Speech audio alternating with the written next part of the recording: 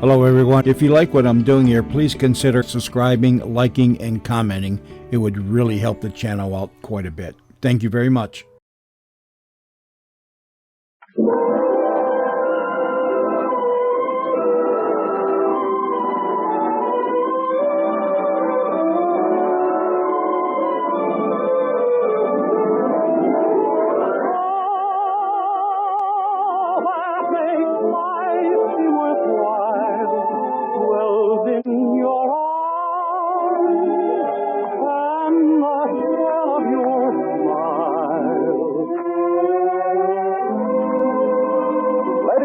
The new Dennis Day program with Sharon Douglas, Verna Felton, Dink Trout, John Brown, Joe Kern, Steve Benadaris, Jerry Hausner, Charles Bant and the orchestra, and starring the popular young singer of the Jack Benny Show in A Day in the Life of Dennis Day. And now here's Dennis singing Take Care. Take care when you say take care. Your lips may impart sweeter things than your heart means to say. Take care when you say take care. Don't whisper tonight words that fade in the light of the day. Who knows if the spell we're under still be as strong when the moon is no longer there. Our heart has swayed a moment such as this may be betrayed by the madness of a kiss when you say take care. Oh, take care.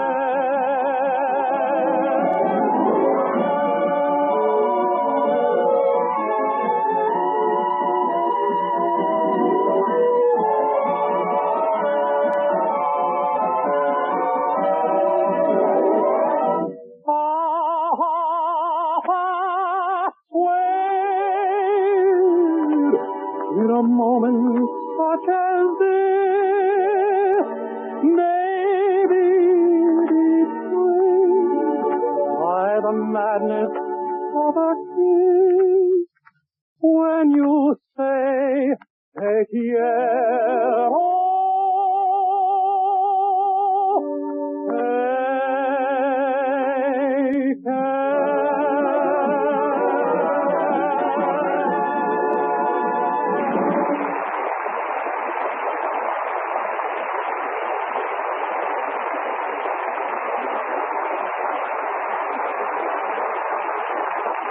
Yes, that was the beautiful voice of Dennis Day.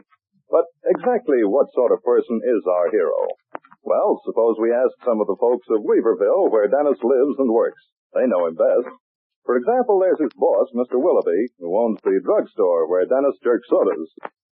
Mr. Willoughby, how do you feel about Dennis? Dennis Day? Well, when I first met Dennis and hired him to work behind my fountain, I wasn't sure whether he was a soda jerk or not. But I knew he was some kind. Yeah. Now, how about a few words from Mildred, Dennis's girlfriend? I think Dennis is a perfect love. It's just that no one understands him. People in this town judge other people by how much money they have or how many brains. Either way, it's very unfair to Dennis. All right, suppose we hear from Mildred's mother now, Mrs. Anderson, who runs the boarding house in which Dennis lives. Dennis Day will never amount to anything. He has no ambition, no gumption, and very little sense. My daughter thinks she's in love with him, but it's only because he reminds her of her father. Well, Mr. Anderson, what do you say to that? Any opinions expressed by me on any subject whatsoever are necessarily those of my wife. Well, how about a fellow boarder at the Anderson Menage? Mr. Snedeker, how do you feel about Dennis Day? Don't mention Dennis Day's name to me. I ought to tear him limb from limb. Wants to borrow my car, he says, so he can drive his girlfriend Mildred over to pick up her costume for the Masquerade party tonight. Why did I give it to him? Because I'm a big, fat, good-natured slob, that's why. And what happened? What happens to my car? I'll tell you what happened. Oh, Dennis! Did you you see that? That parked car ran right into me.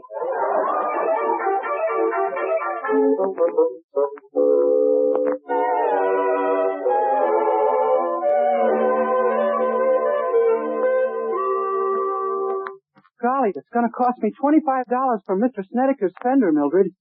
Where am I going to get $25? Well, haven't you saved any money out of your salary at the drugstore? I've only had the job 2 days. Anyhow, with taxes what they are, I couldn't possibly save more than $6 a week. Well, how much is your salary? $6 a week. Well, we've just got to think of something. If Mr. Snedeker tells Mama she's liable to throw you out of her boarding house, then I don't know where you'd get another room with this housing shortage. Gee, I'd hate to lose that comfortable room I share with Mr. Appling, Mr. Moore, Mr. Ryan, Mr. Taylor, Mr. Greenberg, Mr. Erickson, Mr. Kerrigan, Mr. Calfleisch, and the Cooper brothers. Especially this week when it's my turn to sleep in the bed. Well, we just got to raise the money somehow. Mr. Snedeker said if he didn't get his $25, he'd murder you. Oh, yeah? I'd just like to see him try it, that's all. What would you do? What could I do? I'd be dead. But the police would do plenty. Dennis, if you don't mind, I'd rather he got his money. Oh, if I could only win the prize at the Masquerade tonight. Huh? You know, the silver cup for the most outstanding costume. Oh, we could get $25 for it easily. Well, gosh, maybe you will win, Mildred. Oh, I haven't a chance. Mama picked out a perfect stinker of a costume for me. Betsy Ross. Now I ask you, Betsy Ross. That does stink a little. Gee, I just finished a book about a girl who'd make a wonderful character at a masquerade. A somewhat different type from Betsy Ross, of course. Oh, what book was that? It was called Forever Amber. Forever Amber? Yes, it's a very absorbing book. It took me months and months to get through it, but I finally finished it. Well, why did it take you so long? I kept going back over it to see if I'd read right.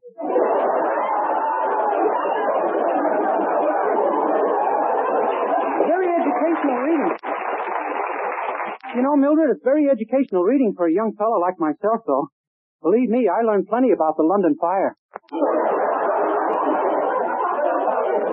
Golly, you know, I'll bet Amber would win that cup in a walk. Dennis, I'll do it. You mean you'll go to the masquerade as Amber? Exactly. Gee, you're liable to catch an awful cold. Don't be silly. Now, what can I do with that costume? Cut out the sleeve, lower the neckline, make it slinky and tight-fitting. I don't think Betsy Ross would like this. Oh, gee, Dennis, I'm sure it can be done. Look, I'll go right to work on the costume. Oh, but there's some other things I'll need, and you'll have to get them for me. Okay. Now, let's see. I'll need a tiara for my hair, earrings, a pair of black lace step-ins, some exotic perfume. Ooh, what you said. Exotic perfume? No, the one before that. Now, look, you can get everything in the same place. There's a little shop on Elm Street called Yvette of Paris. Ask for Mademoiselle Yvette herself and tell her what you want. You think she'll believe me? Well, tell her that for me. She knows my size and everything. Remember, Mademoiselle Yvette. Now, hurry.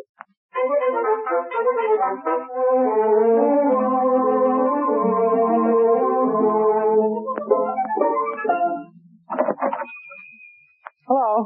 Hello.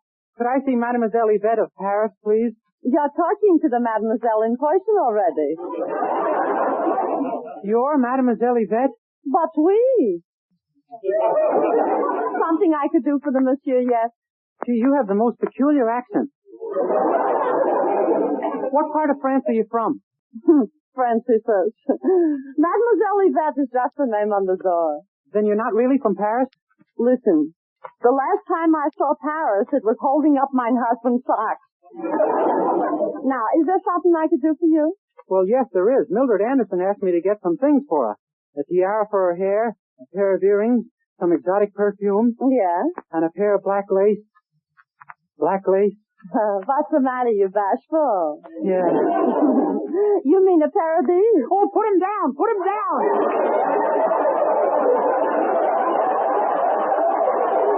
Oh, so what's the matter? Why are you getting excited? There's nobody in them.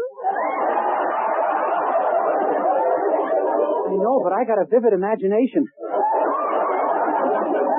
Anyway, she doesn't want that kind. She wants black lace.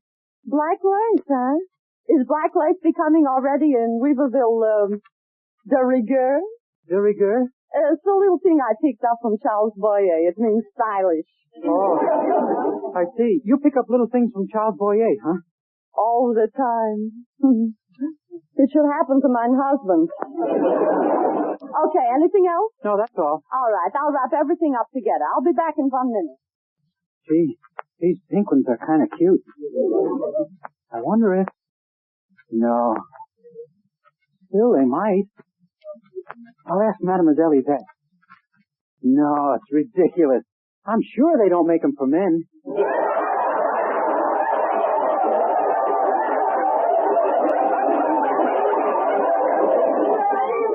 That'll be $11.50. $11 and... Oh, my goodness. I'm afraid you'll have to charge it. Charge it? Who to? Why, to Mrs. Anderson, Mildred's mother. She's a customer of yours, isn't she? Yeah. I guess it'll be all right. Here. Oh, thank you. Goodbye. Goodbye. I wonder.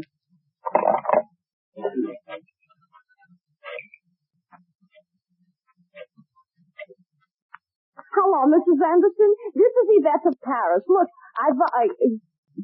Yvette of Paris. Yvette of... Rena Feinschreiber, who makes for you the corsets.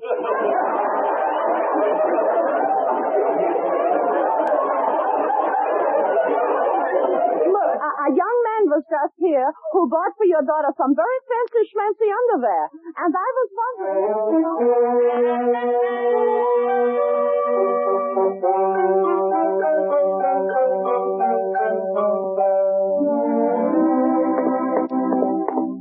I saw you standing in the sun, and you were something to see. I know what I like, and I like what I saw, and I said to myself... Hello, Mrs. Anderson. Good evening, Dennis. It may interest you to know that I just had a phone call from Mademoiselle Yvette. Oh, really? I have also had a little talk with my daughter Mildred. Oh, really?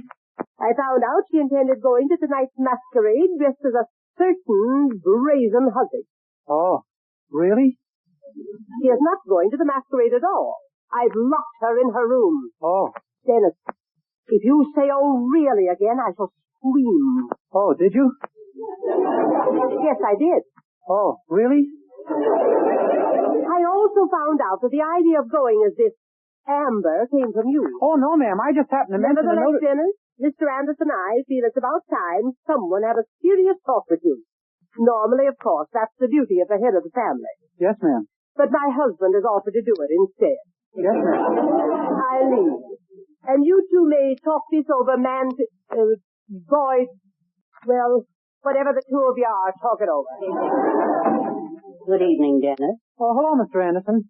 I didn't see you sitting there. I guess your wife had you blocked off. Been that way for 22 years. My wife is pretty excited about Mildred wanting to go to the party as Amber, Dennis. Yes, sir. Mrs. Anderson never let me read Forever Amber. She said it was no book for a man with funny ideas in his head. Oh, have you got funny ideas in your head? No, but she said I would have if I read it. That's silly. I read it, and I haven't got any idea of any kind in my head. You know, this Amber, Dennis, what sort of a girl is she? Oh, you know, companionable, good mixer, makes friends easily. Yes, I understand she's quite friendly.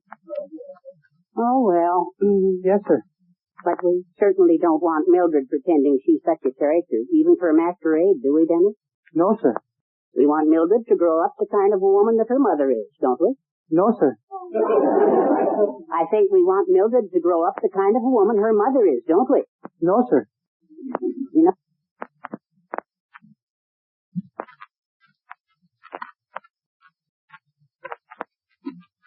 Oh, Dennis, I think this is the beginning of a beautiful friendship. Mrs. Anderson undoubtedly has many good qualities, but she does boss you around quite a bit. Well, all women boss you around, Dennis. Some do it quietly and sweetly. Some, like my wife, do it loudly and firmly. But they all boss you around. Golly, maybe the world would be better off if there weren't any women, just men and children. What a beautiful thought. Well, I hope you've gotten something out of this little talk, Dennis. Yes, sir, I have. I know I have. I'm going to read that Forever Amber if it takes me the next 10 years. And if it's what I think it is, who cares? Yes, sir. Well, I'll be getting back to Mademoiselle Yvette with this stuff. We won't need it now. Bye, Mr. Anderson. Bye, Dennis. Dennis. Huh? Dennis, over here. Mildred. Quick, climb through the window and don't let Mama see you. What? Hurry and hand me that box. Here. Easy. You heard what Mama said about the party, huh? Yeah, she won't let you go. I know. She took one look at what I did to this Betsy Ross costume and nearly fainted. Gosh, you did make it kind of daring. Well, I guess we'll never get that $25 now. And why not? This cup is for the most outstanding costume, isn't it? Isn't this costume outstanding? Yes, but there's no one to wear it. Oh, yes, there is. Well, what do you intend to... Oh, no. No, Mildred, don't look at me like that. Oh, Dennis, don't be that way. You'll make a beautiful Amber. But how can I be a girl? Girls are built differently than I am. I'm taller. Oh, notice that. I guarantee that in this dress and wig, no one will be able to tell you from Amber. I bet I could never fool Charles the First. No, Mildred, I won't do it. Dennis, think of Mr. Snedeker's fender. Think of the $25. Think of the housing shortage. All I can think of is black lace. Black lace. There's step-ins. It isn't how I get in, it's how I feel after I'm there. All right, Dennis. I guess I shouldn't have asked you. Forget it. Mildred, I thought I meant something to you. I thought you'd do it for my sake. I was wrong. Oh, Mildred, stop. I can't stand seeing anyone cry. You don't care if Mama throws you out of the house and we never see each other again. You don't care. Mildred, I can't stand here and see a woman cry like that. There's only one thing I can do. Yes. I'm going to get out of here. Dennis, you come back here. We're going to win that cup and pay off Mr. Snedeker. Now go in the bathroom and get those clothes off. But Mildred... Here, take all this and put it on. And when you come out, I'll fix your makeup. You mean I have to put all this on? Yes. Mildred, I read another book once about a wonderful character named Abraham Lincoln. All I need is a beard and a short pair of stilts, and I'm sure that... Get into that bathroom. Yes, ma'am. Gee, my mother always wanted a girl, but this is ridiculous.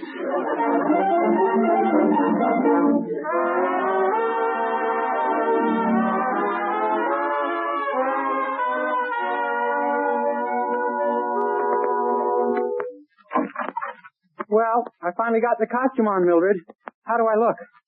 Well, let's see. It's not too bad, except you're a little lumpy in the wrong places. Walk toward me and slink like Andrew. I'm afraid to. This dress is too tight. One slink and I'm slunk. Oh, it is tight. Didn't you put on that girdle I gave you? No. Why not? I couldn't get it over my head. Oh, Dennis, they don't go over your head.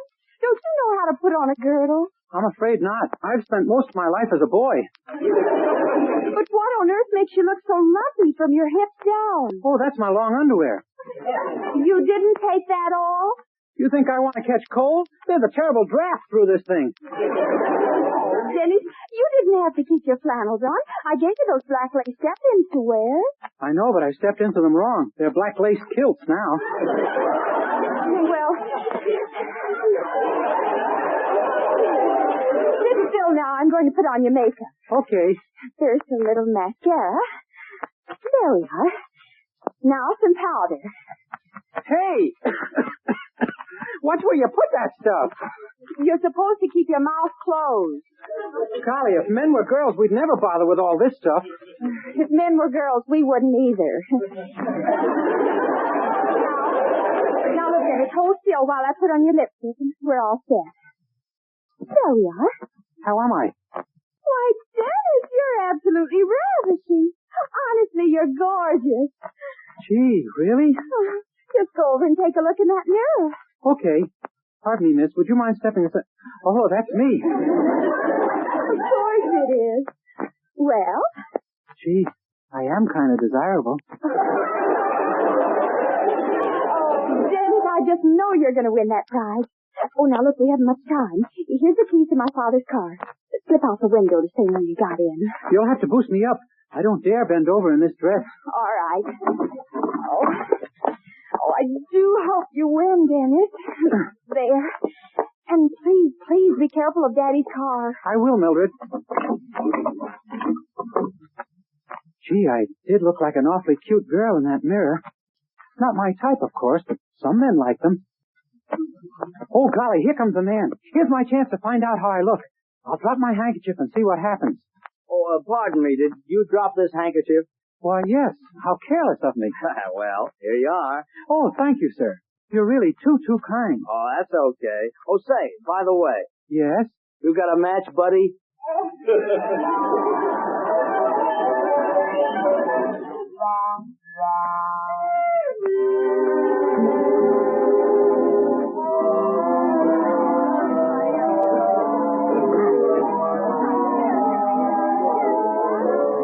Hello, Mr. Willoughby. Hello, Dennis. I beg your pardon, miss. When I heard your voice, I thought you were a boy who works for me. I do. I'm Dennis. Well, by George. I'd certainly never know you in that dress and with a mask on. Say, who you supposed to be, Dennis? I'm Amber. You know, the book, Forever Amber. Oh. Yeah, I may have read it. It sort of escapes my memory. Then you didn't read it. Say, Mr. Willoughby, when do the judges judge the costumes? It's 10 o'clock, and I got to get out of here before I get that 5 o'clock shadow. Huh? Twice. Oh. Well, the man who's judging the costumes hasn't arrived yet, and by George, I wish he'd get here.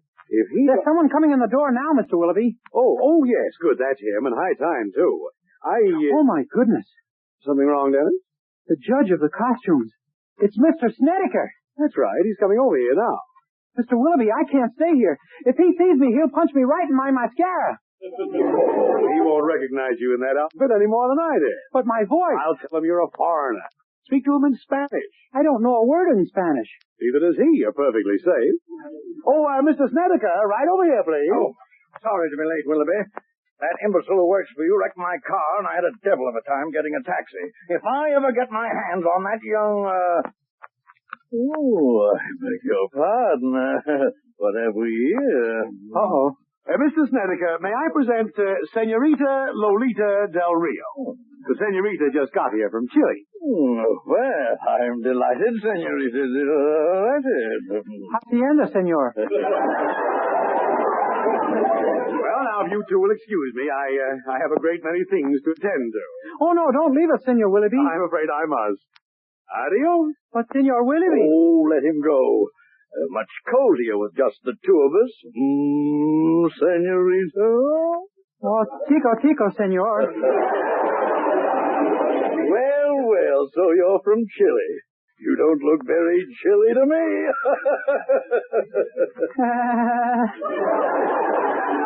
I'll bet you're a dream all right underneath that mask. How about a peek, huh? Oh, no, senor. Oh, come on, a teensy-weensy little peek. No, senor. Not until the price for the winning costume has been giving out. Oh, I see what you mean, my little enchilada. I thought you would, my great big cucamonga. Speaking as the official judge, I think your costume has an excellent chance. Oh, thank you, senor. Yes, an excellent chance. Are you married, senorita? No. Neither am I, you know what I mean? See, but I doubt if anything will come of it. I don't know. I waited a long time for the right girl to come along. Who can say I'm not looking into her eyes right now? Me. Huh? Ladies and gentlemen, it's now time to award the trophy for tonight's outstanding costume. That is, if our judge, Mr. Snedeker, has a winner picked out. I sure have, my little beauty. Oh, Senor Snedeker.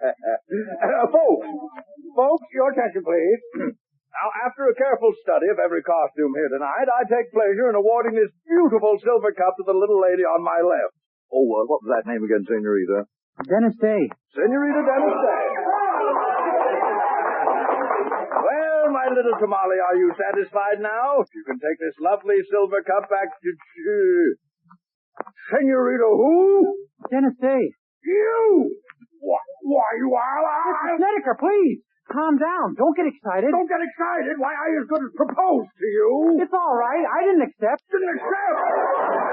No, Mr. Snedeker. If you'd like to withdraw your offer of marriage now, believe me, I'll understand. Why? Let me at him. Let me at him. Mr. Snedeker, please. Let me at him.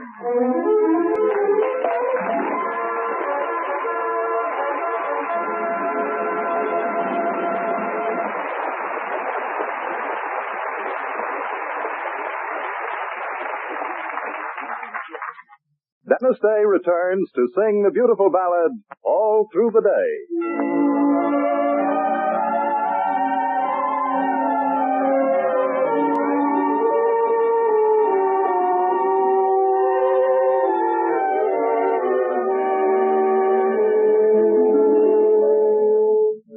I sit alone in the golden daylight,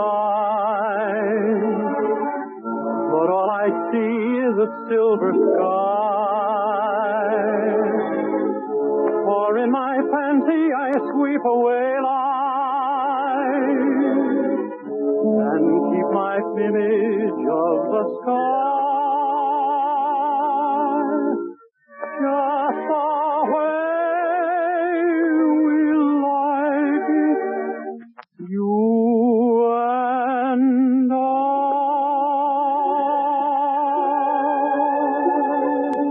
All through the day I dream about the night. I dream about the night here with you.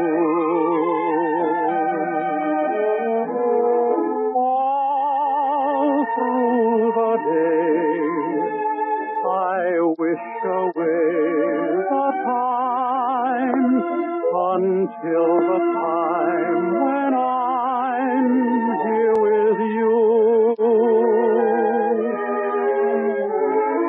Down falls the sun, I run to meet you. The evening mist melts away. Down smiles the moon, and soon your lips recall the kiss I dreamed of all through the day. Down falls the sun, I run to meet you. The evening mist melts away. Down smiles the moon, and soon your lips recall the kiss I dreamed of.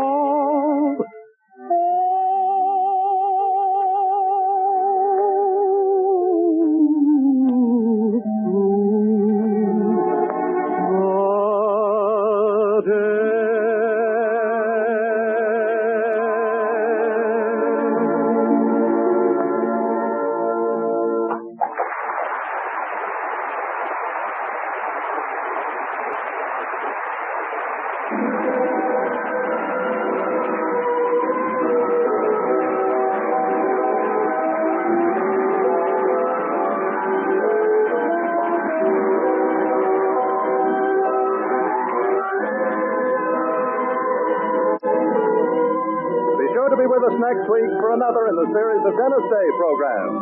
More songs, more adventures in the life of our star, Dennis Day, who'll be back when you hear... Oh, that makes life seem worthwhile dwells in your eyes, and the spell of your smile.